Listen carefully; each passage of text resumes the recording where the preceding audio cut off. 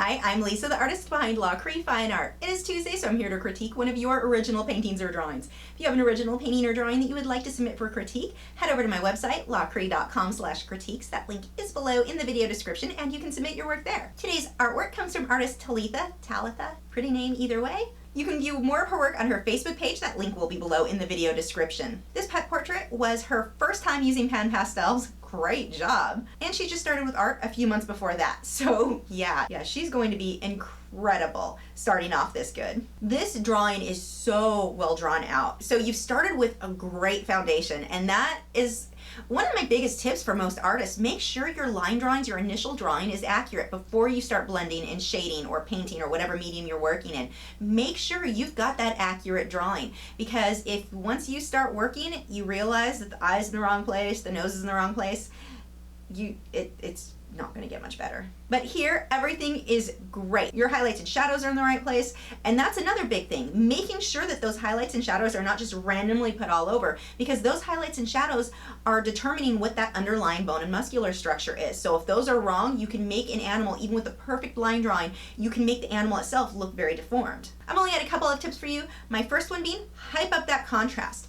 You've got your shadows and your highlights where they go. Make your darks a little darker, and that will make everything pop that much more, make him look much more three-dimensional. And I know contrast is really scary, especially when you're first starting out with art. It's probably one of the scariest things. You don't want to ruin it by going too dark, but more often than not, it's the opposite. By not going dark enough, it's not going to be as strong of a piece. You can have the most perfect drawing, everything's accurate, totally detailed, but if the contrast is not there, if people are looking at your artwork, they're just going to walk right past it. You're not really going to catch their eye. Let's take a look at one of my older pieces. Look at the dog where the contrast is where I have it versus when it's much softer.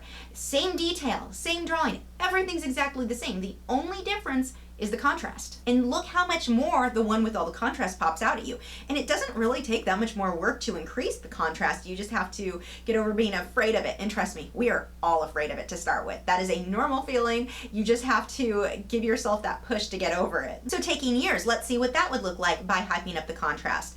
You can see it makes a big difference, and it makes him pop. You just are drawn to the one with the higher contrast more. Now, one way that helps to get over that fear of hyping up the contrast and being afraid you're gonna ruin it, most of us have smartphones. When you are done, or you think you're nearly done, take a photo of it and adjust that contrast in one of your photo editors. Look at it then and see, does it look better if I hype up the contrast, or does it actually make it look worse? That could be the case. But this lets you know before you ever mess something up on the paper. It definitely takes some of that fear out of going too dark, because you're able to look on your phone right there and say, okay, I do like this better if the contrast is higher. I just need to copy that now on my artwork. My last tip is to spend a little bit more time on your details. Pan pastels, they blend beautifully. It's one of the things that makes the medium so awesome. Blurry backgrounds, anything blurry, you can do so much blending, but you have to be careful not to overdo that. Get your details a little bit sharper, maybe around the ear, some around the nose or the eye. I think you can sharpen up some of this detail a little bit more to make him look that much more realistic. Just make sure you get some of those harsher, sharp lines in there along with your soft lines. Beautiful, beautiful work. You are off to an amazing start as an artist.